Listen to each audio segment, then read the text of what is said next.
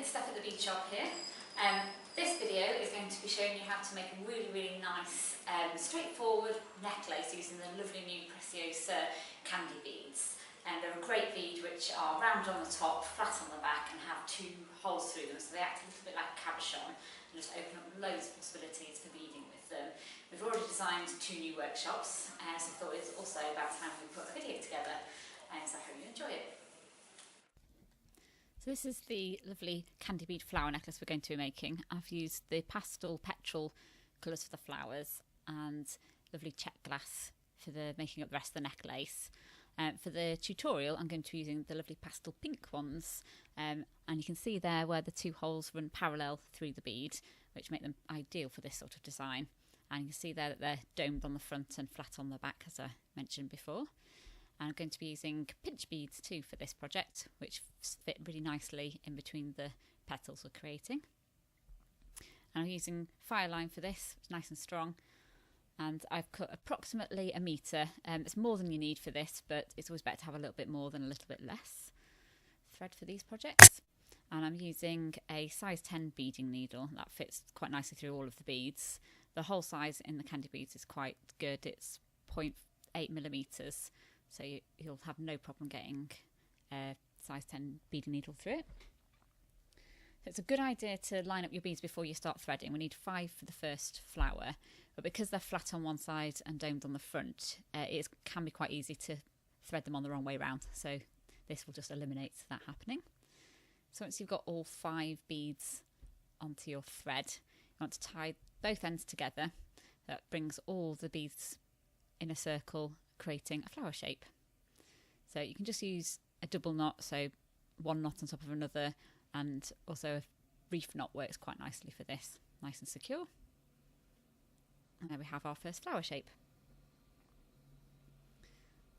So then, so that we can add our outer beads, we need to thread the needle back through the first bead, through the same hole, and then back on ourselves through the second hole. So that brings us to the outer set of holes in the beads. You can see the thread path in this diagram here, which is quite handy. And now we can start picking up the pinch beads. So these are going to sit in between each of the candy beads. I've sped this a little bit up so that it doesn't get too tedious to watch, but you're basically just adding 1 single pinch bead in between each pair of candy beads to fill all the gaps around the edge.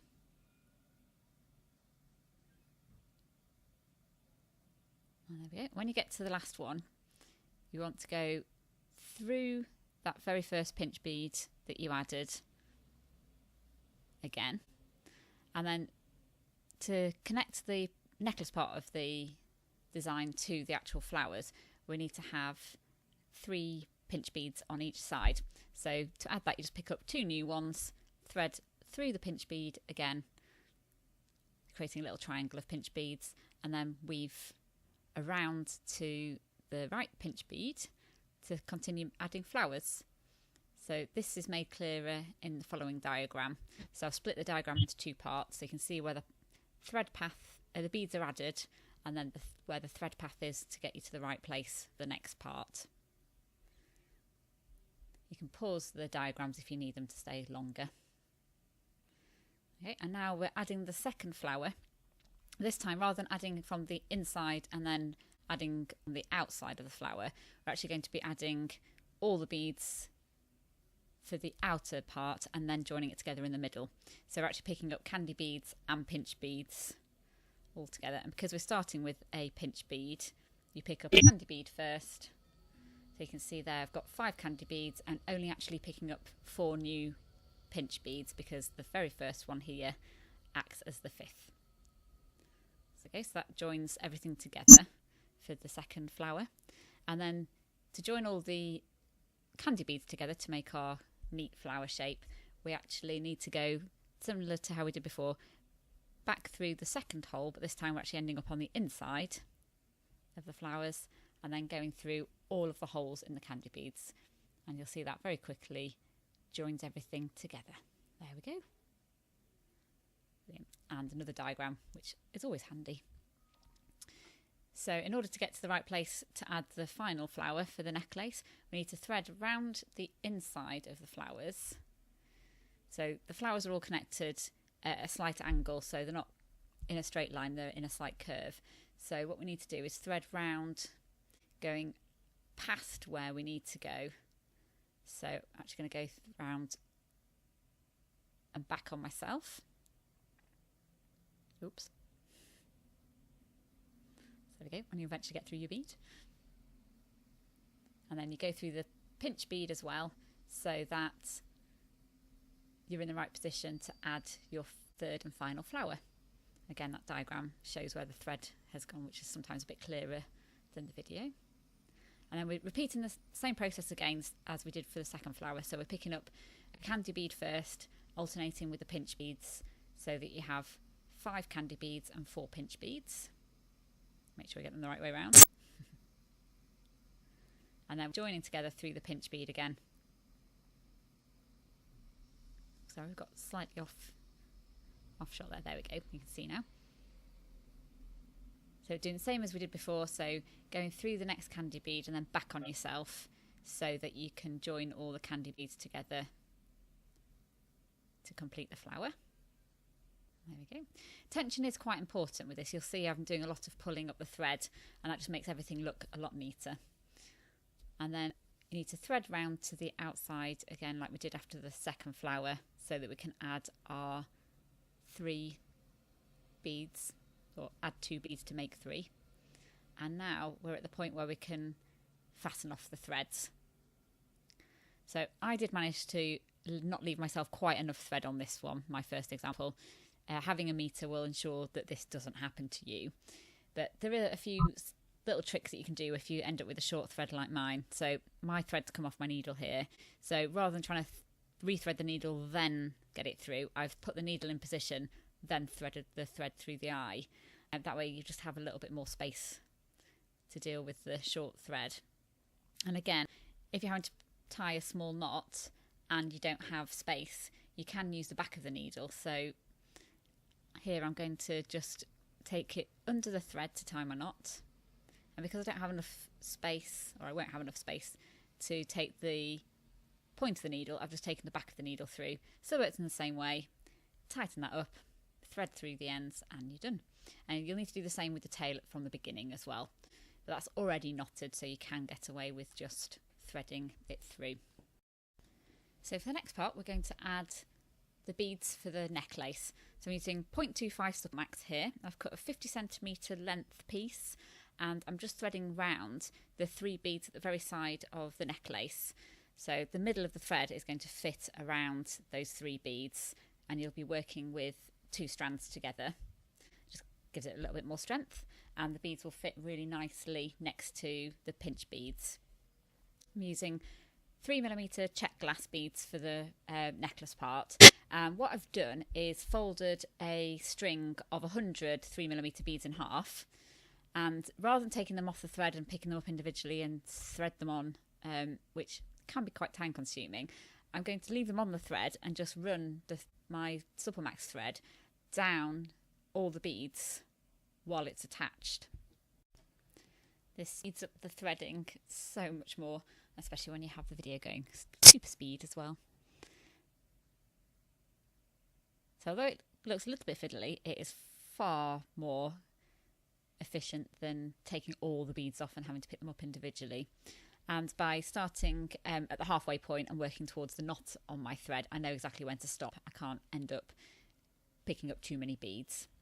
So when you do get to the midpoint, so I know that that's 50 beads on there, I can snip the thread that the beads are attached to originally and pull that out, leaving you with all your beads threaded. So it's quite a handy little tip there. Okay, so now we just need to finish this side off. So I'm going to be using a necklace end. So I'm going to thread both ends of my Supplemax through the back of a necklace end, like so. And then I always use crimp tubes rather than crimp beads when I'm crimping onto Supplemax thread. It's just a little bit kinder because it's smooth on the inside of the tubes. There's no chance of the rough edges of a crimp bead cutting through the thread. And a nice little tip which I always mention in our basics workshop, is rather than trying to push the crimp tube into the necklace end and get your pliers in there, get hold of the crimp tube before sliding it inside the necklace end, and it's just a lot easier. So make sure that's nice and secure, and then trim off the excess thread and then close the necklace end up. I always do this in 2 parts. So I grip hold of one side of the clamshell, so to speak, and then push one side up to get it started with my thumb, and then squeeze the 2 halves together gently. And there we have a closed necklace end. So then this is my left side of the necklace. So rather than being really fiddly, and I'm right-handed, I'm going to, on my left side, attach the extension chain rather than the clasp. It's always easier if you're right-handed to have the clasp on the right-hand side of a necklace, which might seem obvious, but sometimes it doesn't. You don't even think about it when you're assembling a necklace. So using a pair of chain nose pliers and bent nose pliers, I'm going to just open up a 5mm jump ring there to attach my extension chain to the loop on my necklace end. And there we go. And a good tip when you're closing jump rings as well is to always go a little bit past where the 2 ends meet. So where you've twisted it open and maybe you pushed it away from you, if you bring it back together and go a little bit past where the 2 ends meet, they always tend to spring back and sit nice and flush in the end. I do find bent nose pliers really handy because you can turn them over and get into a really small space with them as well. And if you find you've got a little bit of a gap, you can just tweak them until you're happy with your jump ring. And there we go, we've got one side of the necklace finished. And we're going to do the same again now for the other half of the necklace. So starting with our Supplemax thread, threading round the 3 pinch beads at the other side. And then with the 2 threads together, going to thread through all of the 3mm Czech Glass beads on the remaining thread. I've sped this bit up quite a bit because we've already seen this. So yeah, so once you've got all those beads on there, we can attach the clasp as well. So I've done that in exactly the same way. So let's get rid of that thread. Okay. So yeah, so a necklace end on first. And then we want to slide our crimp bead down. Let's get that on there. If you struggle to see your Supplemax against your beading mat, it's a good idea to paint the ends either with a bit of colourful nail varnish or mark them up with a marker pen. It just makes it a lot easier. I tend to be alright with it, but I know a lot of people do benefit from colouring the ends in. And there we go. So we'll slide that down, crimp that in place, making sure it's nice and secure. And again, I'm going to trim off the excess thread and close that up.